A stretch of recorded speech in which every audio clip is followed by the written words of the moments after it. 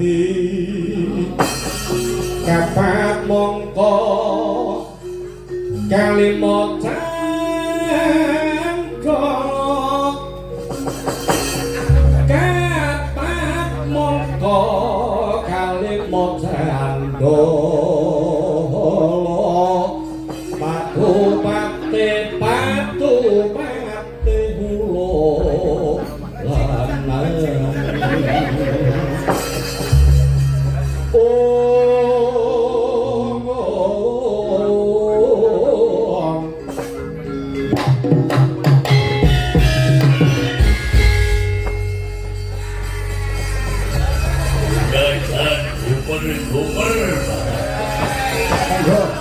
Ramane jajan man ngomong apa nih kamu?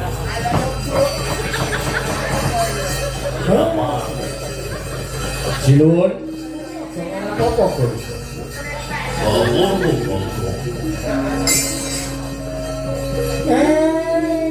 Ulang-ulangane leluhure para Pandhawa menika kudu wani milih tunggal antasipun kalih perkawis. Boten enten pilihan kok ning tengah niku boten enten. Niki arep bantu apa ora? Bantu Kakang. Nanging karukunan kuwi luwih utama inggih. Memayu hayuning raga, memayu hayuning keluarga, memayu hayuning sesama, sumambahing memayu hayuning bawana. Yen wonten kemungkaran panjenengan kok mboten bebantu. Ngapunten nggih Gus. Salat sembahyang zakat puasa kaji panjenengan niku kangge pribadi paduka piyambak. Ning kula paringi pemut sing badhe nggorekake gegerke jagat menika apa kang bakal panjenengan tindakaken kangge sesamaning dumadi. Niki mboten perkawis gemen-gemen Gus.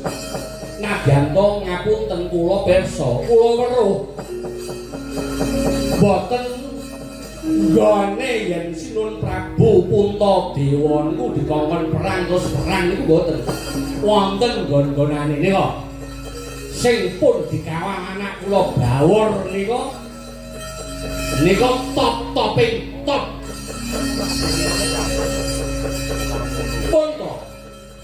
pun wonten dununging piyambak Gus kula sarujuk kaliyan dawuh pengendikanipun ingkang raka paduka ing Ndorowati kula niku Kakang Semar kudu sarujuk aku nggih kula nggih boten pengin yen wonten perkara kok ngambang ora cetha boten pengin pun niki nyuwun pangapunten menawi mboten rena penggalih panjenengan Gus.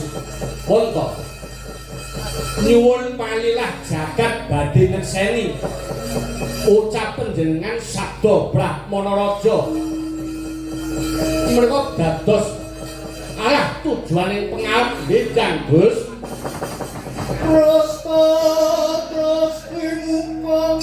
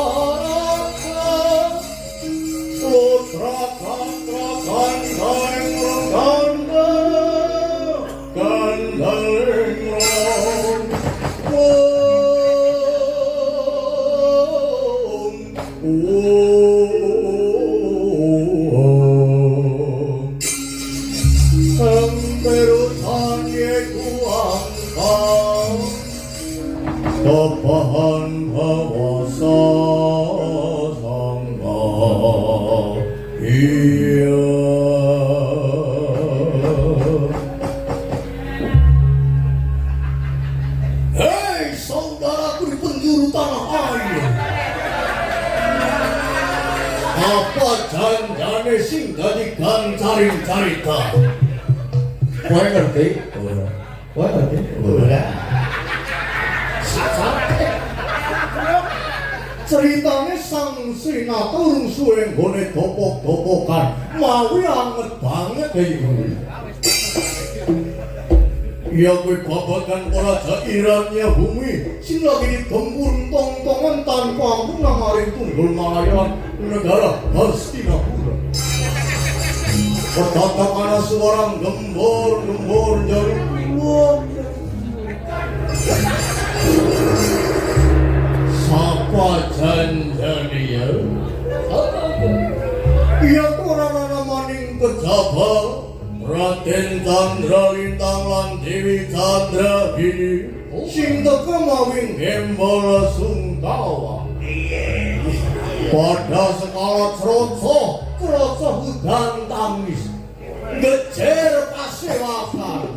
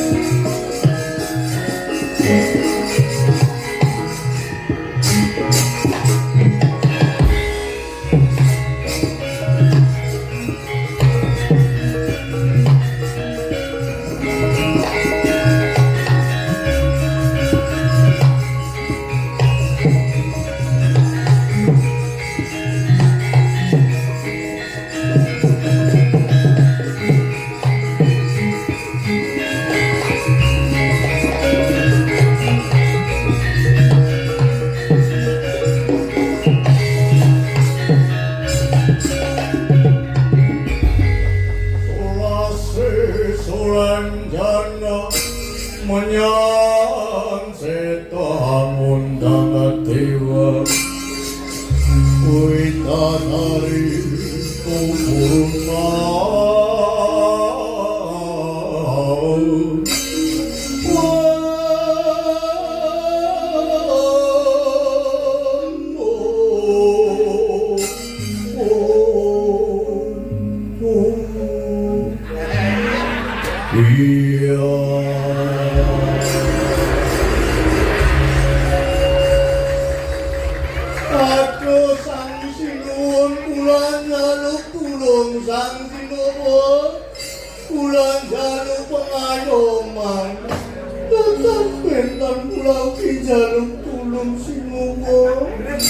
Agar sagu, monggo wonten tamu menika monggo dipun rangkui kira aku. Nggih, monggo lah. Menika nek dadi pun kaliti ngendika menapa tamunipun menika mumendas kula. Bener ora tau dolanan banyu. Kula mae bare weruh. Aku sing dadi translator-e. Iki ana sapa iki? Nderek nepangaken kula Raden Candra Lintang, kula Dewi Candra Wong endi? saking negara Iranya Bumi. Musik ora cocok Candra sapa? Candra Oh iya. Candra.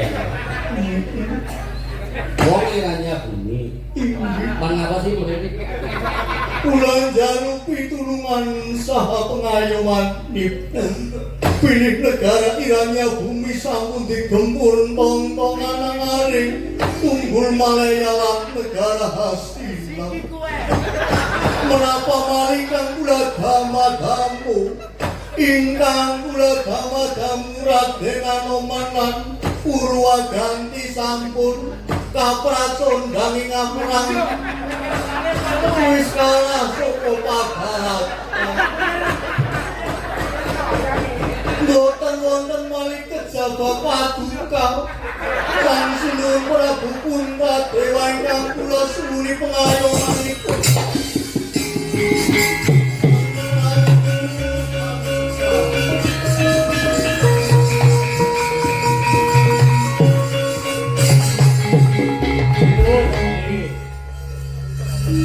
Niki ingkang badhe nyuwun tulung panjenengan para Pandhawa Pangapara dulur Pandhawa pun anupan pun dirangkek.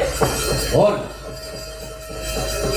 Wakilana Kakang Semar ingsun mangerteni kelamun Kakang Semar luwih wicaksana ngadepi lakon iki. Ngaten. Oke.